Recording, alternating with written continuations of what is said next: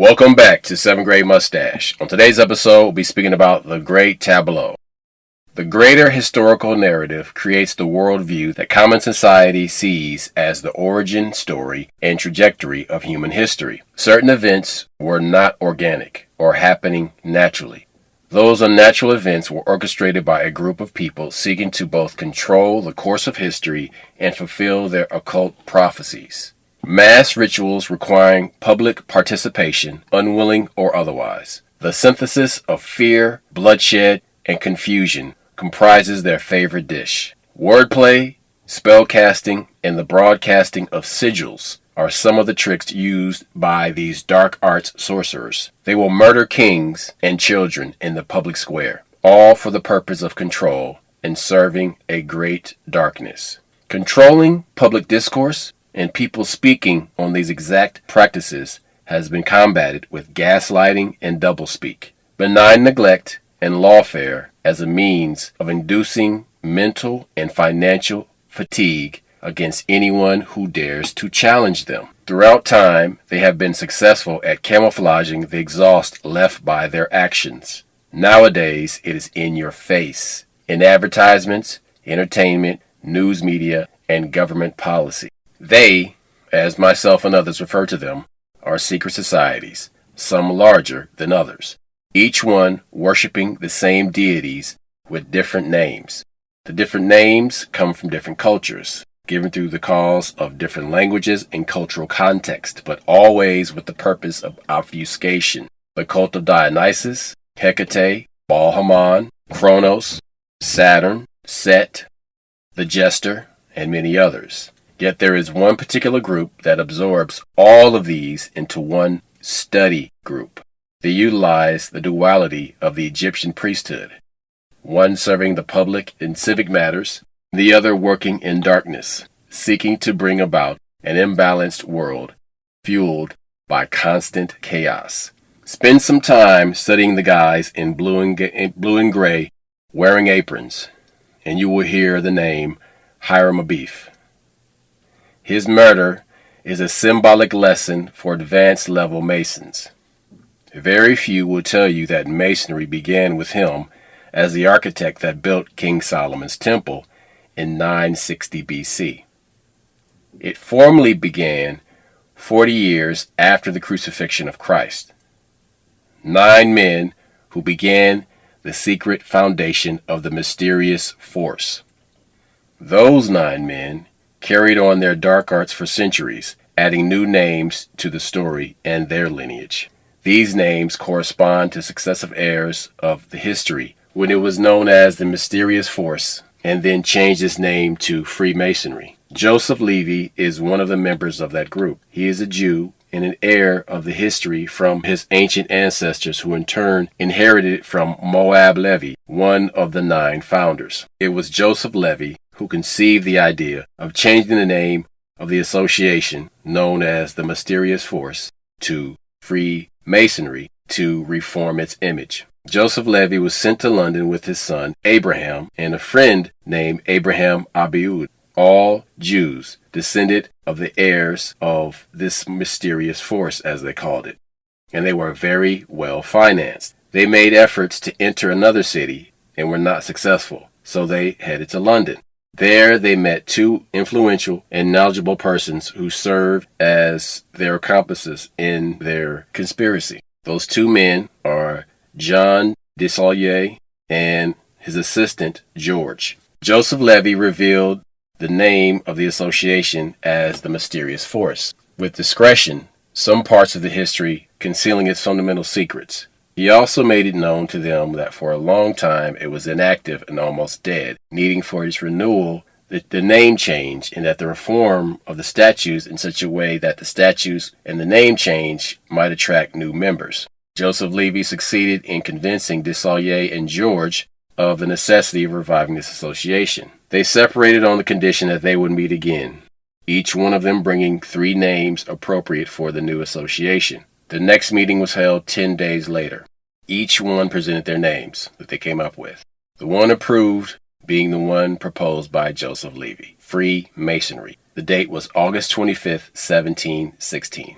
Abraham, the son of Joseph, who had witnessed the two sessions, said that this name had preference over the others for two reasons. First, because it is the same name that some Italian architects adopted in the 13th century, Freemasons. Second, it was a suitable expression of the ancient signs and symbols used in the association, the mysterious force. Symbols that pertain to construction and to architecture, proposed by Hiram Aboud, one of the founders, for the purpose of concealing the origin of the association and attributing it to the time prior to Jesus. Present-day architects and builders have associations, syndicates, and lodges where they gather to fortify and dignify their profession. With this name, they can gather all in a single association without anyone's knowing their purposes. And the term masonry and mason have been used since antiquity. It will provide a thick veil over the secret origin of the foundation, and with a doubt, they will increase the prestige of the association. Abraham Livy, before his death, said TABLEAU specified that those people who joined the lodges before 1770 in London were masons, in the sense that they were engineers, architects, builders, and apprentices, but had no connection with the association, the mysterious force, that began true masonry. For that purpose, 5 men met, Livy, TABLEAU, and their associates, and they approved the addition of the term free, thus unequivocally concealing the date of its foundation from the rest of the people in general, and the members and associates in particular. Jean TABLEAU and his companion began to demand that Livy show him the history, the true lineage of the mysterious force. Livy had made it known to them that it was translated into English, and that 3 of the inherited manuscripts had been lost recently. 4 had been lost long ago, and there remained only his manuscript and 1 other. This excited TABLEAU and George extremely. The reason why they insisted on the need for a suitable copy, so that said copy, it would be much easier for them to form a new statute. They proved themselves so faithful to the principles, desires, and doctrines of Livy that they succeeded in convincing him to deliver a copy. It was delivered to them, and they read it. It is the manuscript of Abraham Aboud. But let's go back to the mysterious force and who started it. King Agrippa, the founder and the first president of the group. But who was King Agrippa? King Agrippa is actually mentioned in the Bible. He is the grandson of Herod the Great, and ruled over Judea and Samaria, and persecuted Christians, and was struck down by an angel for his pride, and that's mentioned in the Bible in the book Acts, verse 12. His son, King Herod Agrippa II, had a significant religious authority and heard the Apostle Paul's defense in Acts 26. During Agrippa II's rule, Paul faced numerous challenges, including imprisonment and trial before Roman officials. Agrippa II found Paul innocent, but since Paul had appealed to Caesar, he was sent to Rome, where he was eventually executed. So, as you can see, King Agrippa and his people are enemies to the teachings of Christ. The one thing that came out recently that's really frustrating to me when it comes to this Freemasonry, have you seen the interview with Graham Carlson, the fat guy, a lot of hair, real smart, on Joe Rogan? No. You're talking about Randall Carlson. Randall Carlson. Yeah, he's a Mason. Yeah. So he's trying to make a point about Freemasonry. He's like, well, in Freemasonry, so do you really think that they can keep a conspiracy this secret for all these years? And he's naming all these. Yeah, hold it. Don't say yeah. I'm not done yet.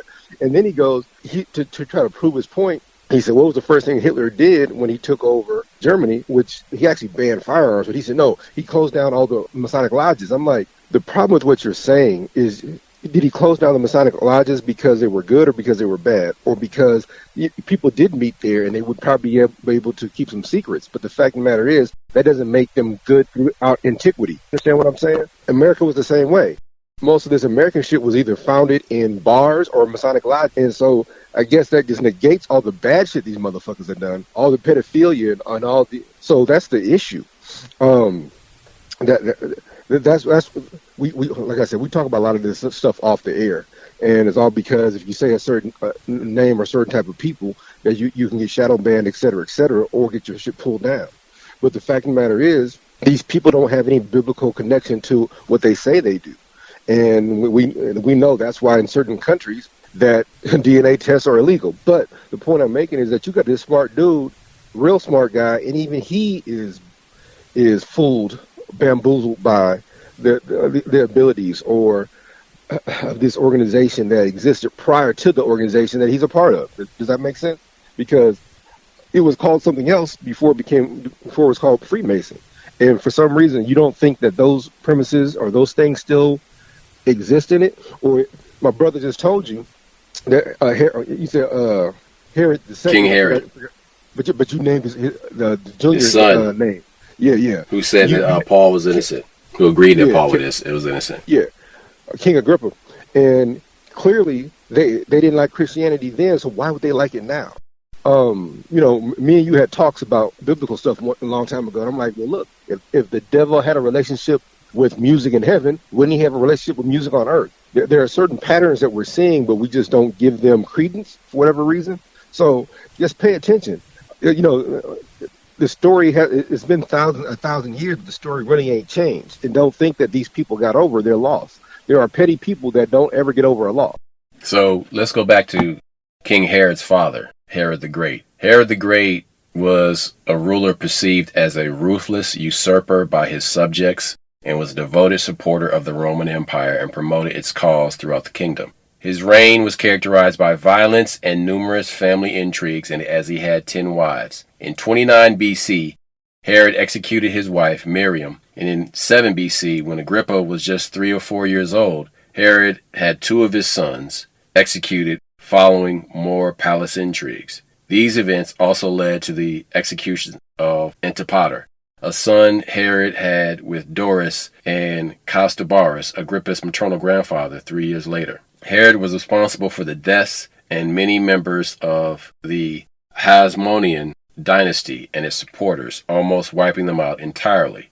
However, he spared the children of Aristobulus the fourth Aristobulus the fourth. So Herod, the son of Herod the Great, Herod Agrippa, he was also like his father and persecuted anybody who was connected to Christianity or the teachings of Christ in any way. The crazy thing about it is this guy is a Jewish ruler that is part of the Roman Empire. So, dude, this shit gets crazier and crazier. The thing is, people are more in love with power than they are with Christ or doing the right thing, or however you want to say it. And it's hard for people to see that. And the same thing that goes on today, that love of power or that desire for power, has been going on for centuries, millennia. So let's go back to King Agrippa for a second. He was the founder and the first president of the group, the Mysterious Force. Hiram Abiud, who was also a member of the original group, he was the one who conceived the idea of founding the association. Practically speaking, he is the founder. He was orphaned of his father, and that is why, in homage to him, King Agrippa called all the mysterious ones by the name Sons of the Widow. This pseudonym is used by them to present day. This Hiram is not Hiram Abiff, the ancient Syrian architect who built the Temple of Solomon, as some mysterious ones and later successors, the Masons, believe. But they confuse you on purpose, though, with that kind of stuff. Correct. Obfuscation. So, on June the 24th, the 43rd year after Christ's crucifixion, Hiram Abiud, the counselor of King Herod, conceived the idea of founding the Masonic Association, proposing it in the court of Jerusalem.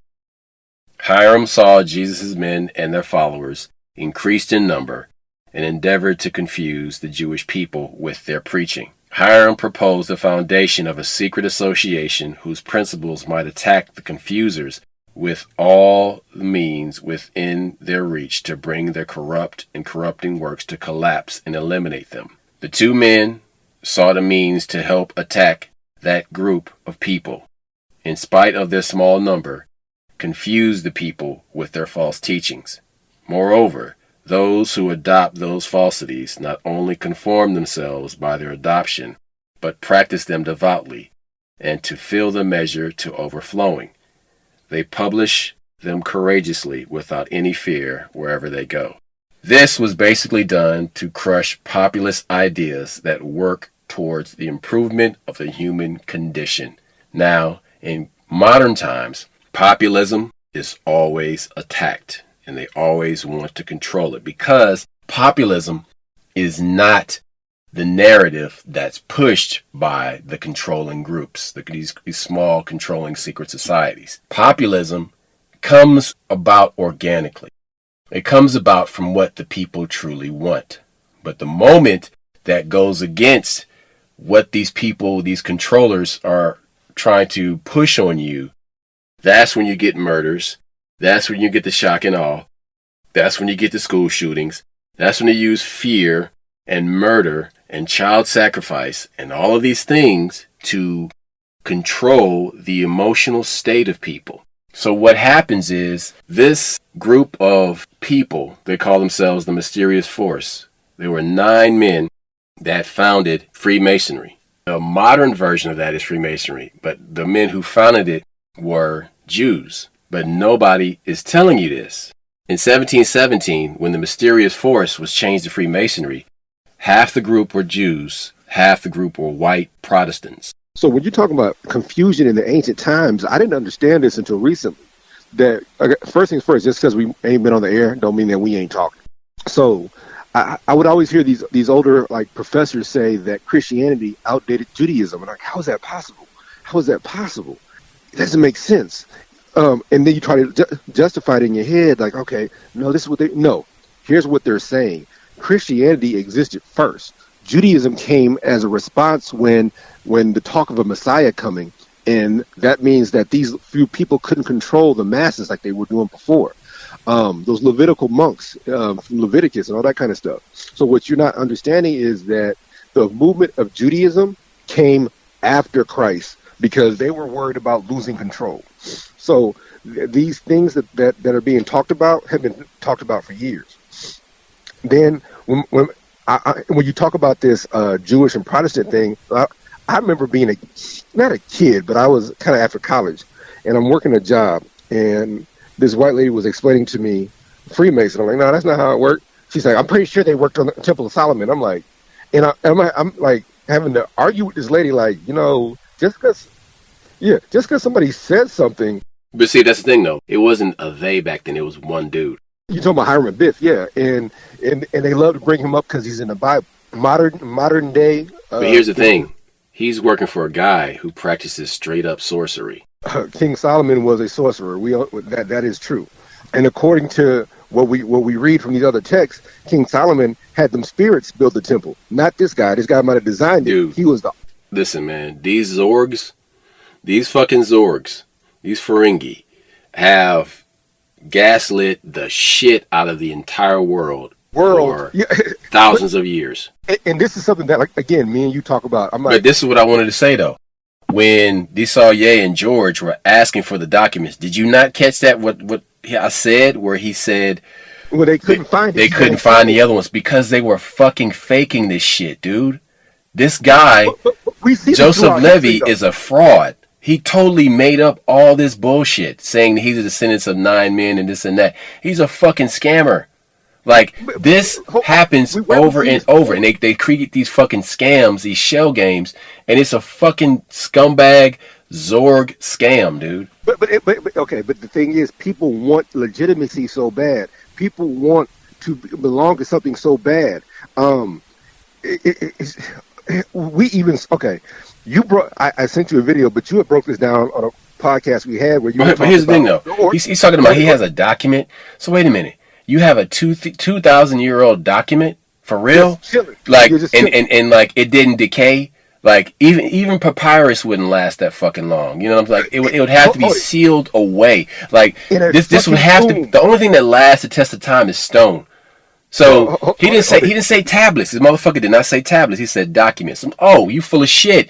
You spilled fucking tea on an old ass piece of paper and then aged it to make it look old, and you made this shit up. And because these motherfuckers can't read fucking Hebrew, they're like, oh yeah. So then you just read it to them like they're like some little fucking like toddler in bed, and you're reading him a fucking bedtime story. You're making this shit up, dude.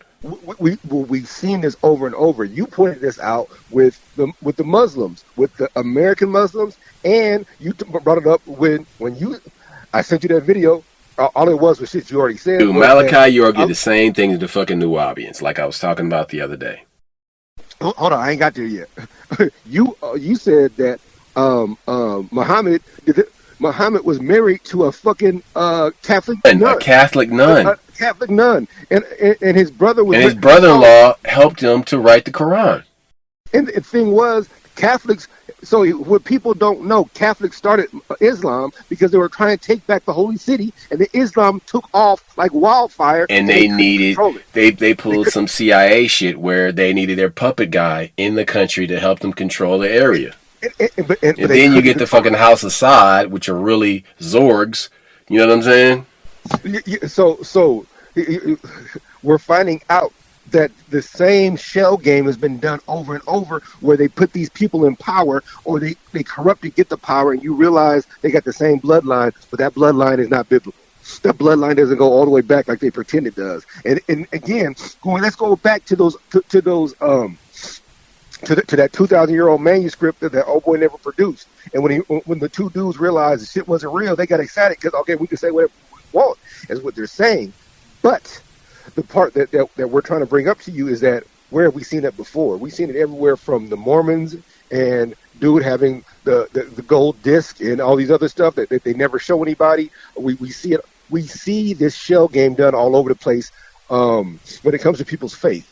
And what this certain particular sect of people learned a long time ago is that if you control media, then you control people's minds. And media means biblical stuff, papyrus from Biblios, because that's why it's called the Bible, because that's where the paper came from. If you control what's on that paper, and you control what these people are learning, we learned that from just Maxwell and Pergamon Press.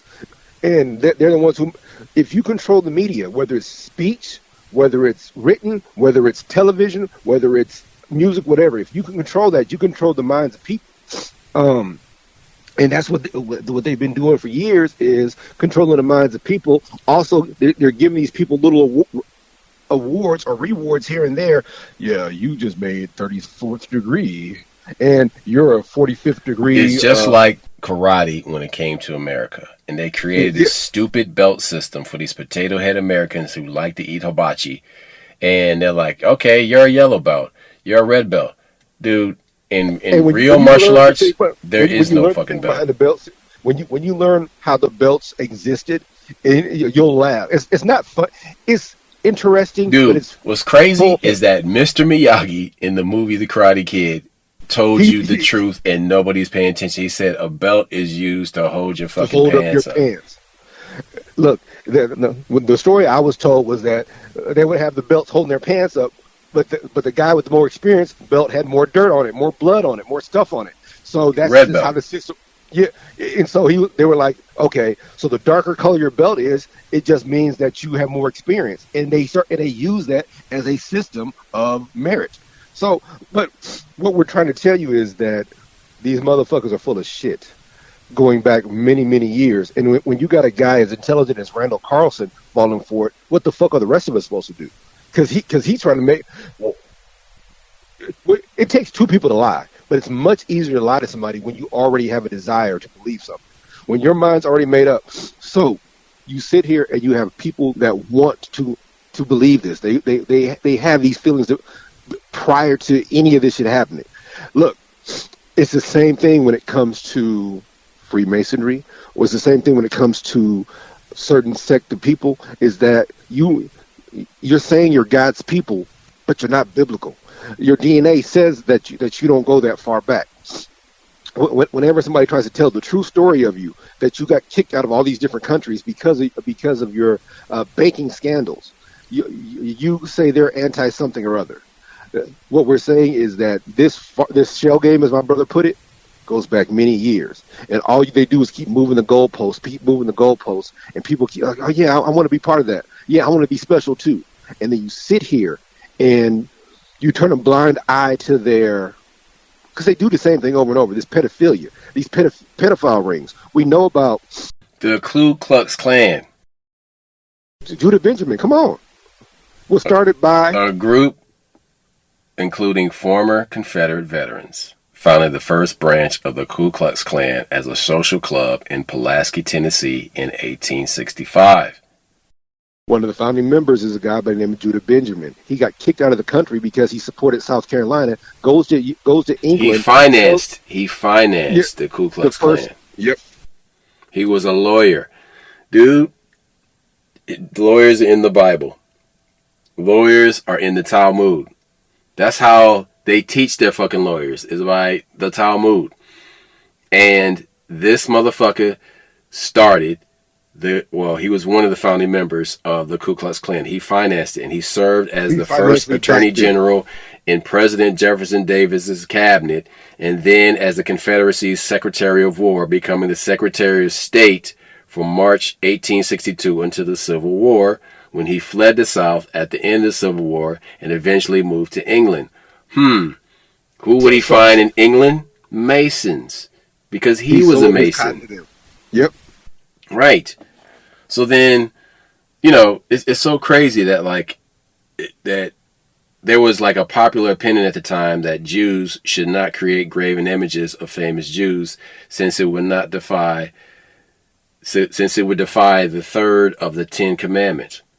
It's so fucking crazy, but motherfuckers, they're Jewish in name, but not in ideology or just actual practices. You know what I'm saying? Like this. Or heritage. How about that part? Well, there's that too. But here's where everybody tries to tell you that. So I remember there was an argument between I don't want to say it correctly. There were some Jews arguing, and this guy is saying, "But I'm from the Bible. My people go this far back." And this other Jewish guy says it doesn't matter. And he goes, "So are converts more important than the people from the Bible?" And the guy says, "Yes, converts are more important." And once you understand that these people feel that the converts are more important, they're telling you, we converted to this religion or faith 1,200 years ago, but we took it over. We took over the identity of these biblical people, and we're not them, but we say they're them, so you don't question us. Hey, we're the God's chosen people. Oh shit, okay, we'll back off. We'll back off. And see, we were persecuted, but they don't talk about how many Christians were killed by those Russian Jews.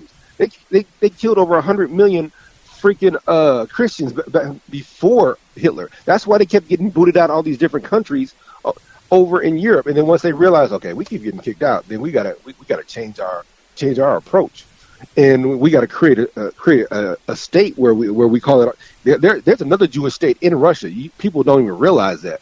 Them cats, yeah, you don't hear about them because they got their own area, they mind their own business, but they're not killing up the Middle East either. So, like I said, these people are they legitimize themselves by creating fake religions, fake sects, fake secret societies, and they say that these people are the people of this person and that person, and as my brother told you, they worship Baal, they worship Saturn, they worship all these different things, and even when you realize the Vatican, those guys are Lebanese. Those Ichis or Richis, those people, Medici, they all came to Italy 800 years ago, around the same time.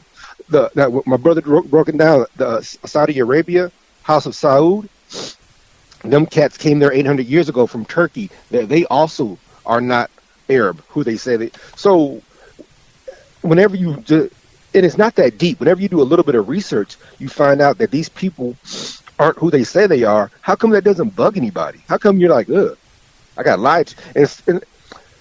Here's how they legitimize their lies. With Freemasonry, you get your first degree, you get your fourth degree, and you find out everything you learned in life was a lie. So instead of you being offended and like, hey, you know what? I don't like liars. Lying is bad. Instead, you're like, oh, I want to get another degree. So then you just keep learning this mystic information, this secret information, and you keep filling your heads with it, and you become more and more excited. Is that the word I'm looking for? That hey, I learned something new. I learned something new. Instead of realizing these people lied to us. These lies are bad. I thought, I got spanked for being dishonest. Mom beat my ass. I don't like a liar. But you guys, and when I say you guys, I mean these people who are in these secret societies, love finding out the truth behind these lies and don't realize that that's a bad thing. Keeping this stuff from people is bad. This information could have changed the world. How many wars could have been stopped? And most of these wars are started by the same sect of people. But this is the crazy thing, man. The crazy thing about all this is when you read the Bible and you hear about these human atrocities that are committed, and you hear about the child sacrifice, and you hear about the pedophilia, and you hear about all this nonsense. It's been going on for millennia. But it keeps going on. And you see the same people doing this shit over and over and over. And they keep changing the name of this, and they rebrand this, and they change these words and use benign neglect, and they use lawfare to, fatigue you and tire you out and use up all your money so you can't fight these people. Don't forget the cognitive dissonance, my nigga. Cognitive dissonance and gaslighting. But you see the same people committing these same crimes over and over. So then what you get into is you're like, this has to be a generational curse that is thousands of years old. And people can say, well, generational curse, you just got to believe in it. Okay, well, let's just call it something else. It's a genetic mutation that causes this type of behavior and this degenerate, backstabbing, skullduggery, evil shit. You're like, all right, well, how far does it go back? Well, you can just say that the whole garden is poisoned. You know what I'm saying? And you're like, well, it starts with Cain. Well, no, you can say it starts with Eve because she was tempted by the serpent and this and that. And I'm like, hold on a second. What if those ain't my fucking people at all? My people existed before that lab was created and called a garden. Because all that really was just a lab, a laboratory experiment. Well, even when me and you talked about this. Old girl, she's from Nigeria. She wrote that book, came out like 93, 94. And the book is called 250,000 years before Adam. There are African people who existed before the garden. Because you got to remember, the garden's supposed to be 6,000 years ago. We had these different catastrophes. They've been going on more than one time. But and then when they want to argue about it, you got to remember the Igbo tribe. There's a story from about 5-6 years ago, it might be 7 years ago, where this woman had went to 23andMe or one of these genetic places, and she gives her DNA, and they ask her, well, who's your father is? She's from I think South Carolina or North Carolina, one of the Carolinas. She's like, my father just died a few months ago. Why does that matter? And so they excavate his grave, and he has that he has the oldest Y chromosome going back to the Igbo tribe of West Africa. And that Y chromosome is like 200,000 years old. So there is science to support these claims of these West African tribes who say that, yeah, we've been here 250,000 years. There's genetic proof of it. And so if these people are 200,000, well, the Y chromosome that belongs to the males of this tribe are 200,000 years old, and the story of Adam and Eve only goes back 6,000 years old, my brother's telling you, maybe I'm part of them people that was walking around minding their own business. I'm part of the people that built them cities. I'm part of them people that existed before the flood. And I don't mean the Nephilim either. I ain't talking about them. I'm talking about what's crazy is what entertainment reveals to you. And there's this movie that Antoine Fuqua directed, came out, I think it was 2007, maybe 2008, called King Arthur. And in this movie, King Arthur is Roman, Arturus, and him and his men are fighting the Celtic and the Pict people, the wild people of the area. And one of the rulers of the Celtic people they're going through a village and they're killing, I think, like Roman people. And he says to his men, he says, "Do not rape these women. Just kill everybody. We will not mix with these people." And I said, that is fucking deep. I still think about that to this day. He's like, "We will not mix with these people." He said something like their blood is tainted or some shit like that. And I was like, that's heavy. Here's the part, like, whenever you try to bring up history to that, okay, these people are related to this person, like, the Italians get pissed off when you say, "What, didn't Hannibal conquer y'all? Didn't Hannibal go all the way to Rome? What wasn't his men sleeping with your women?" And then they get pissed when you try to tell them Hannibal was African. Now, Carthage was part of Asia and Africa, which is true. But when you try to say this dude was born on the coast of Africa, people are like, "No, he was born here." It's like, nah, brother. we got a little bit of Africa. We know about this cat. And Asia doesn't extend that far. Carthage was straight up Africa. No, Carthage. The Carthage went to Asia. Carthage wasn't just the coast of Africa; it was on both coasts, even though the Mediterranean was in the way. They had ports on both sides. But that's not Asia. That's just the Middle East, dude. I digress. It's the Middle East now, sir. Yes, you are correct. But what I'm saying is that this cat. So because his dad did a treaty with them that we'll never have a navy. What did he do? He went all the way to Spain, built that bridge across Spain, and marched his elephants over the Mediterranean. Went to that land, walked all the way over the Alps, came down and start whooping your ass. So that's he almost destroyed the Roman Empire completely. Yeah. So this whole idea that people didn't mix, or this whole thing that, okay, so Asians are yellow people from Asia and Africans are black people from Africa, and no, people came from all over the place. These borders are created now. That's all bullcrap. And this idea that people didn't know each other, didn't have contact with each other. Well, we're finding all these African artifacts over in North America. We're finding all these these other artifacts from South America over in Africa. Yes, but the oldest civilizations are African.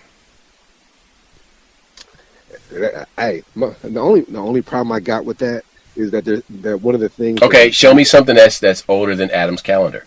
Show me something that's older than the fucking gold mines that are in South Africa. You can't, because it doesn't exist. No, what I was going to tell you is that usually these societies always start around fresh water, and the oldest fresh water is actually in North America. It's 36 million years old, and yes.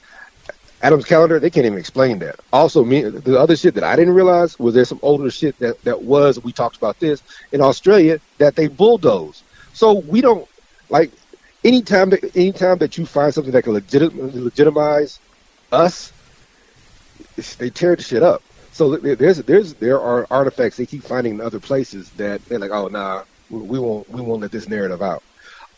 Saying this. See, here's the thing though.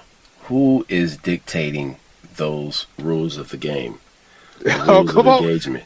This is what the show is about. This episode is about the people who are dictating that narrative, and the people who started the Smithsonian and maintain the Smithsonian are Masons. And don't forget the Vatican. How about this one? Whenever you ask somebody, "Hey, I'm going to major in Egyptology," and you ask, "What is Egyptology?" And they say, "It's the study of Egypt." I'm like, wait a minute. Yeah, but how do you get a job as an Egyptologist? Yes. You know what you got to do? You have to go to art school. And hold it. Don't forget the most important part. So what is an archaeologist? The guy that studies the past. So isn't that the same as an Egyptologist? No. An Egyptologist, when they find shit, they got to take it to the Vatican and get it vetted.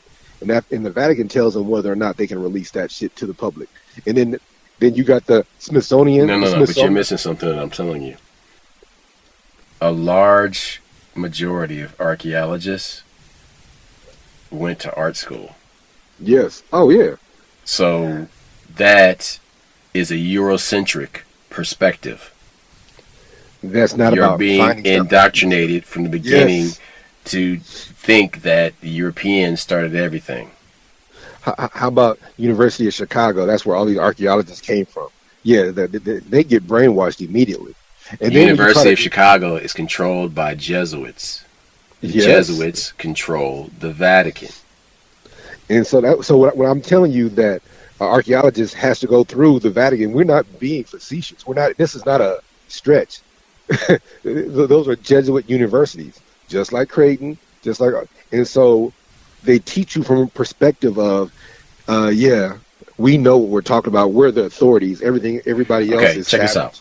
So there are very intelligent people, including a person that I know, that has incorporated himself.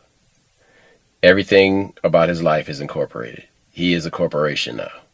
And so he does that to make himself a tax shelter.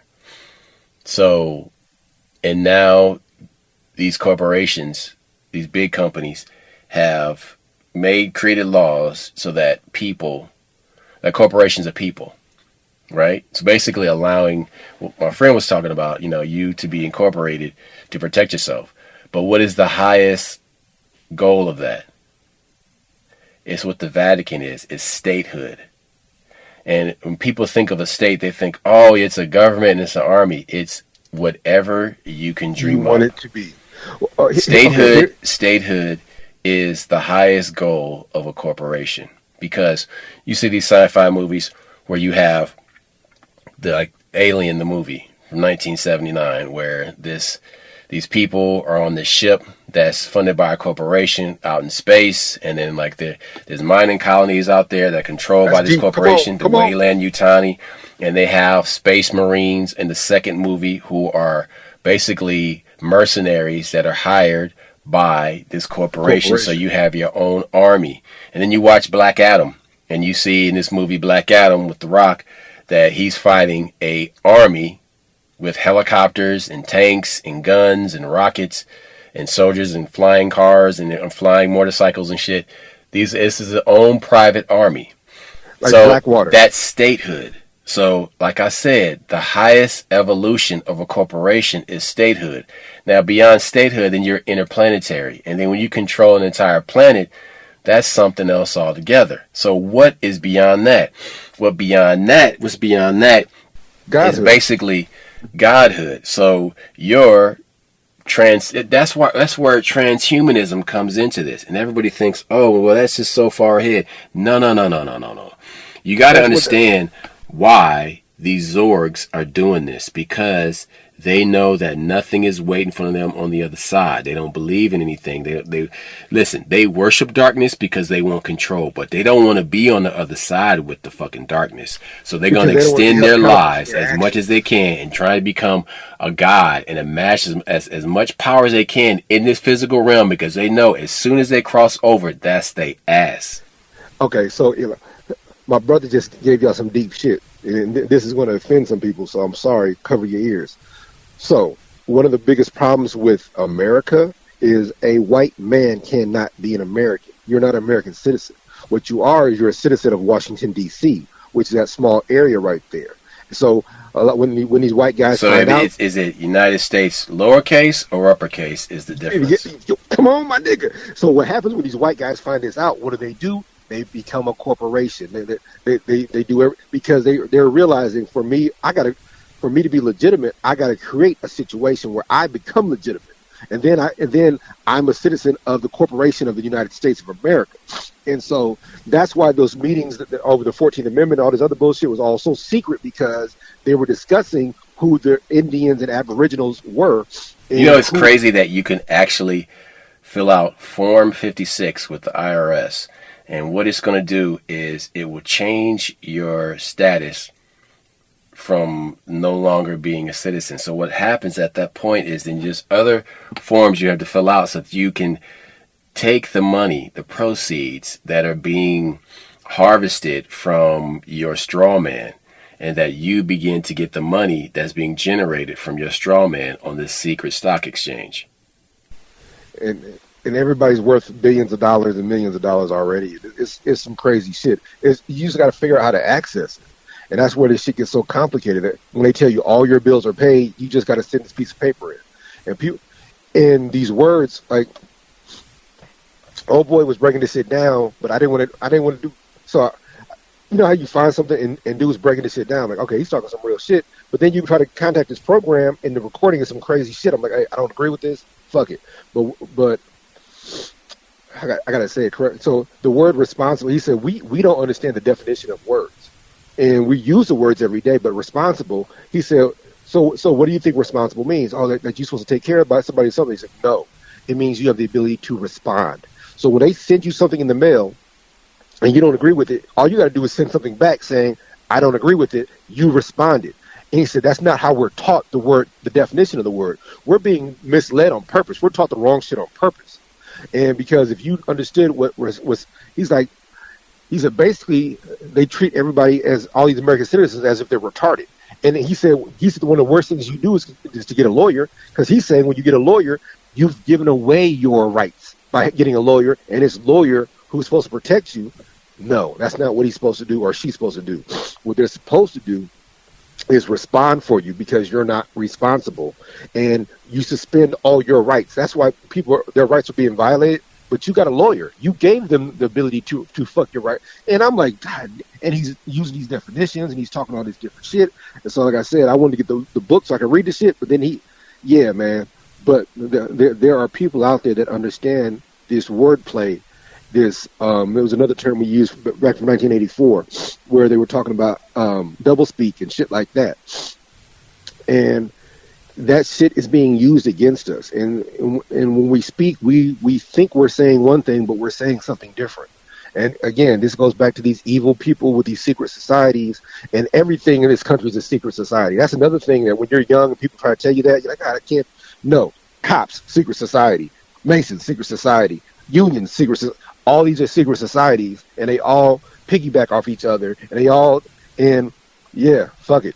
What can you do, my nigga? Shit. Well, you can do a lot. You can actually liberate yourself from this control mechanism. And see, the first part is awareness, but you have to take action, which is the second part. But you have to know how to take action. And that's the most difficult part to figure out. Yes. Because nobody is willing to give you this information. Nobody is willing to share this information. You know what I'm saying? And it's so funny is that even like the person that, I talk to about this shit is not forthcoming about this information either. You know what I'm saying? So it's like you have to go out and you have to get it for yourself. Nobody is willing to do it for you or even help you. Hey, Roscoe is my boy. We brothers. It don't matter what. We can fight. We can do whatever. We don't always agree, but we brothers. And one of the things we've talked about on past podcasts is I be going to the auction flipping cars. I be trying to show people how to do it. And they say, hey, you the only motherfucker telling me how to do it. Most people just want to make you buy the car from them. I'm like, no, man, I'm not that. I can't be a hypocrite. I can't, I did learn this on my own. And when I tell the story, people make fun of me. When we were in college, they would have those commercials late at night, like, hey, send us $16 and we'll send you a book with all the auctions for the whole country. And it was for all the sheriff's departments, all the counties. It had all of them in one book for the whole. That's how I started, flipping cars. I would go to a sheriff's department. I would go to a Douglas County auction. I would go to these, and I would start buying cars from there, and I would flip them.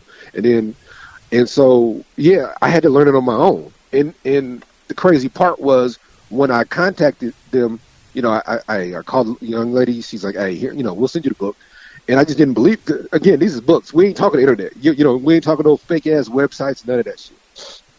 And so, I'm the kind of guy when I learn something, I'm impressed. I want to teach people. Like, hey, I know something. If you might know something I don't know, and we're trying to share knowledge. People don't want to share knowledge. They either want to put a price tag on it or make you do some fucking gay shit. The whole music industry is based on that right now. We're finding out that all these guys, all these hardcore rappers, not all of them, but a lot of them, was doing booty butt stuff just to get a couple points on their contract. So, when you find corruption and you meet it face to face, you're not supposed to submit to it. You're not supposed to, like, you know what? Maybe this ain't for me then, because I'm not about to do that. What you want me to do, I can't do that. That's not how I was raised.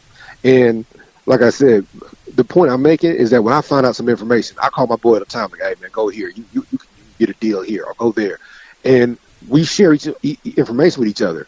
And that's how it's supposed to be. This whole secret society having to do a handshake and grab somebody's butt cheek just to be a part of something, nah, man, that's not right. And here's the part that none of y'all want to understand is that there's a certain sect of people that have been doing child sacrifice and having sex with kids and doing that shit. The shit's in the Talmud that you can have a sex with a 3-year-old female, and if she's goyim, if she's Gentile, it's okay. Who the fuck says that kind of shit? What the fuck is, so be careful what you want to belong to. That shit ain't healthy. That shit is not right. That's not what a higher power intended. I don't my faith would not let me be that way. I can't do that. So a big thing that people forget about is how many foundations there are around the United States that are founded by these secret societies. Hospitals, churches, government organizations, universities, military. They're in every fabric of society. It is everywhere. And these sigils, these magical symbols, you see them in your face all the time. It starts to appear that this pagan dark arts sorcery is almost hard to separate from modern society. And the answer is yes, it is. It's hard to separate it from modern society, but you see it everywhere and it's in everything. But you have to know what you're looking at, and you have to know, what these are so you don't support them, so you're not behind them all the way and looking like an idiot. Because all of this is part of this scumbag control mechanism system that was created by these scammers that came up with this whole mysterious force bullshit, right? And so their whole thing is karmic liability. As long as I tell you what I'm doing, I free myself from any karmic debt. Therefore, I'm going to tell you, I'm going to give you a little slight clue, and then I'm going to do all this crazy shit to you. But I'm not responsible because I told you, and you had enough time to arm yourself to protect yourself. So that is why when major events are about to happen, you hear about them. That's why, event 219 or something like that, whatever, I can't remember what it was, but it was the event that they had back in October 2019. And they basically told these people, hey, we're going to crash the world and we're going to use this and it's going to be a medical thing. But now France is saying they're preparing their hospitals for war in 2026. They're telling you that this shit is going to happen. They're telling you right now. They're telling you 6 months out, 8 months out. So these eschatologists, these people who are accelerationists that want to bring chaos, they're telling you, like this guy who is in the president's cabinet did a couple days ago. He says, our brand is chaos. That's the title of a movie that came out in 2015 about a PR group that was trying to get a certain candidate elected so that an intelligence agency could control that guy. So this is the thing. They're telling you this is happening. So now we have the awareness of something is coming, and you have to invest your money in the short term to make some money that you can use when this shit hits the fan 6 to 7, 8 months from now. This shit is coming, so you got to go ahead and put aside some food in your pantry. You got to make some money and buy some assets so you can have some peace of mind. So when the shit hits the fan, you will not struggle. Hey, so again, just so you guys can look some stuff up and realize who we're talking about and how bad it gets. My brother, he lives in Georgia. So one of the places where is it ACLU or the Anti-Defamation League, whatever. Do you know how it got started? The American Civil Liberties Union? Yeah, one of them joints. No. One of them joints got started like in I guess like the 1800s in Atlanta. So there's a Jewish guy. Anti-defamation. Yeah. He's running this. He's the boss, right? It's a black guy that works for him, and there's like a little 14-year-old white girl that works for him. He kidnaps, rapes a white girl. She doesn't come home. He blames the black guy. Black guy goes to jail, goes to court. They find him innocent because of evidence, and they realize this Jewish guy did it. So they lynch the guy, hang him, whatever. So the Jews start this anti-defamation. This guy was a pedophile, got caught, tried to blame the black guy. The Jewish guy tried to blame the Ish guy, tried to blame the black guy. So they start this organization, and they act like he's a good guy now. And everybody, that's our point. They're rewriting history right in front of us. There's no reason. This guy was never a good person. He kidnapped, raped a little girl in the basement. They find the body, they blame the black. He blames the black guy. So this organization now is all these different places. It does this free court stuff, and it's all no. Don't let people rewrite history. That's what this whole thing is about. Is these what you call it, history monger? People will rewrite history if you allow them to, and it's really important that you know stuff, not feel, not believe. You need to know, and when you find out something, you can't. Some shit you just can't unlearn. You can't unsee. And this is one of those things. And once you realize how this organization got started, it makes your stomach hurt. That's fucked up, bro. Crazy is that they had to create a control mechanism to silence the followers of Jesus. That what Jesus was teaching was so powerful. It was so dangerous to the control system. They had to found something that was counter to that. Now, again, this was created as a total fucking scam. This guy did not have these documents. He faked these documents to get these rich people to back him so he could get this group of people so they could have their weird ass sex magic rituals and all these child sacrifice rituals. Ben Franklin, Hellfire Club. Hellfire Club. But all these different things legitimize fucked up behavior. That's all this shit's for. The same people who run porn sites are the same people that run education sites. The same people who... Right. So these people who are quote unquote the founding fathers, they belong to a group that was, when they were born, was like 10 years old. Right? So this thing that they believed in was brand new. It was this country was a fucking experiment. They act like it's this great grand idea. No. It's an experiment. It's a laboratory experiment that they could, do as they will and do what they want and create all these things, manipulate basically for profit. United States capitalized versus United States lowercase. Those subtle details are what makes the difference between true freedom and indentured servitude slavery. You can call it all these different things that you want. And somebody called me recently and offered me a job, paying me a third of what I normally make. And I just laughed and hung up the phone. I said, so you want me to work for minimum wage, doing what I'm good at? You're crazy. And then you want me to wait.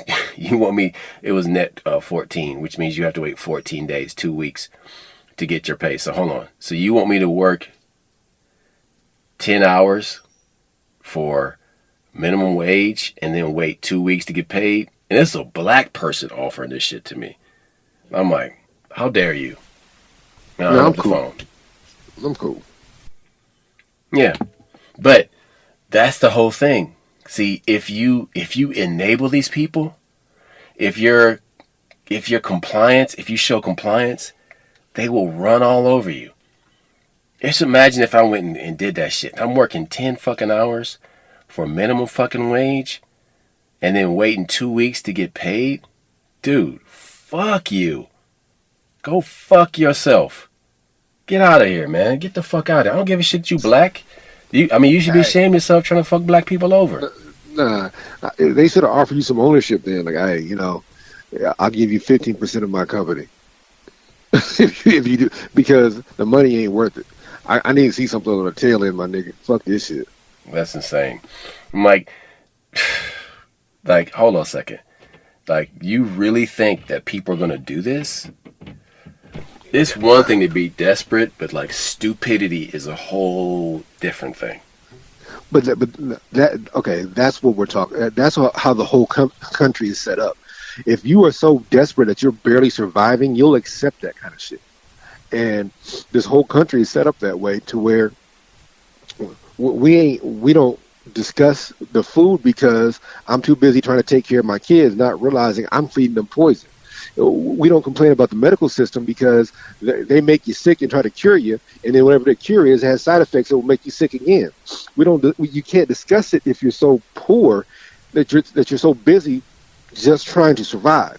And then when you look back at what made us survive all these different situations, it was agriculture. It was owning your own land. It was all that shit now. Oh, you couldn't possibly afford to grow your own food. Yeah, or you got Monsanto and you use a seed from Monsanto, they sue you. So they're making it impossible for you not to deal with it. What these people are, they're just enforcers. These people are enforcers of a control system that you can choose to be a part of and enable them, or you can choose not to enable them. That's all I got. We out. Peace. Holla back.